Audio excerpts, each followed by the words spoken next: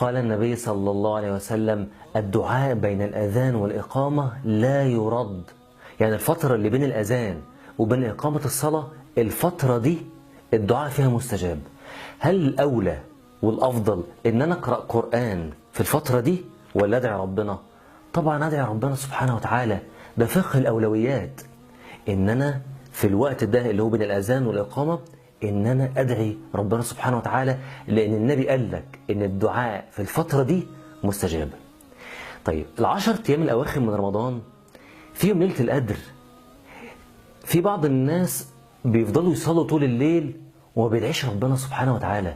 إنك تصلي ده شيء كويس جدا، لأن من قام رمضان إيمانا واحتسابا غفر له ما تقدم من ذنبه، ومن قام ليلة القدر إيمانا واحتسابا غفر له ما تقدم من ذنبه. بس فين دعائك؟ فين طلباتك؟ قال النبي صلى الله عليه وسلم: إن الله ينزل في ثلث الليل الأخير إلى سماء الدنيا ويقول: من يدعوني فأستجب له، من يسألني فأعطيه، من يستغفرني فأغفر له. الفترة اللي هي قبل أذان الفجر دي أنت لازم تطلب، الدعاء فيها مستجاب. الله ينزل لسماء الدنيا ويقول: من يدعوني فأستجب له، من يسألني فأعطيه. أنت مش محتاج حاجة، ده وقت الطلبات يا جماعة. ده قبل رمضان العباد بيقفوا في الساعة ديت ويطلبوا من ربنا سبحانه وتعالى ويسجدوا ويطلب من ربنا اللي هو عايزه، لأن الوقت ده الدعاء فيه مستجاب. ده في الليالي العادية، فما بالك برمضان، وما بالك بآخر 10 أيام في رمضان اللي فيهم ليلة القدر. فاوعى تضيع الساعة اللي قبل الفجر ديت. أنا أعرف ناس بيسجدوا نص ساعة وتلت ساعة، يفضل ساجد يطلب من ربنا سبحانه وتعالى، أو يرفع إيده ويطلب. ارفع إيدك واطلب اللي أنت عايزه. فاوعى تضيع النص ساعة ولا الساعة اللي قبل الفجر دي. صلي وادعي، صلي وادعي، ادعي وصلي. بس المهم إن أنت يكون لك نصيب من الدعاء، واطلب بقى من ربنا اللي أنت محتاجه بقى. أهم دعوة ادعي إن ربنا يهديك. النبي صلى الله عليه وسلم كان بيدعي: اللهم اهدنا في من هديت. فنعمة الهداية دي أكبر نعمة ربنا سبحانه وتعالى يديها لك. فادعي إن ربنا يهديك ويشرح صدرك للإيمان وإن يقربك منه. هي دي أكبر نعمة، إنك تقرب من ربنا سبحانه وتعالى وتبعد عن أي شيء يغضبه. هي دي أكبر نعمة. واسأل ربنا سبحانه وتعالى إنه يعافيك.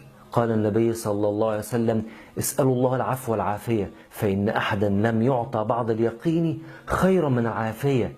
يعني أفضل شيء ربنا يدولك هو اليقين، وبعد كده إيه؟ هو العافية. فاسأل الله العافية. اللهم إني أسألك العفو والعافية في الدنيا والآخرة. إن ربنا يعافيك في دينك وفي دنيتك وفي أهلك وفي أولادك وفي مالك، إنه يعافيك. وادعي إنك تعتق من النار. دي أهم برضو دعوة، إن الرقبة تعتق من النار. قال الله: فمن زحزح عن النار وادخل الجنة فقد فاز. هو ده الفوز الحقيقي، إنك تعتق من النار وإنك تتزحزح من النار. فما تنساش إنك تدعي الدعوة دي، إنك تعتق من النار وإنك تدخل الفردوس الأعلى مع النبي صلى الله عليه وسلم. وادعي بقى بأمور الدنيا، اطلب بقى اللي أنت عايزه. المهم إنك تتذلل وتبكي وتتضرع وطول في سجودك وترفع ايدك لغايه ما قوتك ده يبان: يا رب يا رب. هو ده الدعاء اللي يستجاب، مش الدعاء اللي هو كده وانت تحس ان انت تدعي وانت قلبك ميت. فين الحرقه في الدعاء عشان ربنا سبحانه وتعالى يستجيب دعائك؟ فتذلل وابكي، ولو مش عارف تبكي ابكي انك مش عارف تبكي. المهم ان انت ما تضيعش الليالي ديت.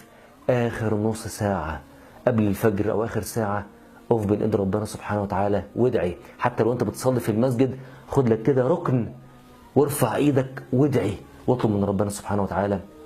واياك بقطع الرحم. انا قلت لك في الفيديو اللي فات ما تخشش على 10 ايام الاواخر من رمضان وانت عندك قطع رحم، عشان ربنا سبحانه وتعالى يبلغك ليلة القدر.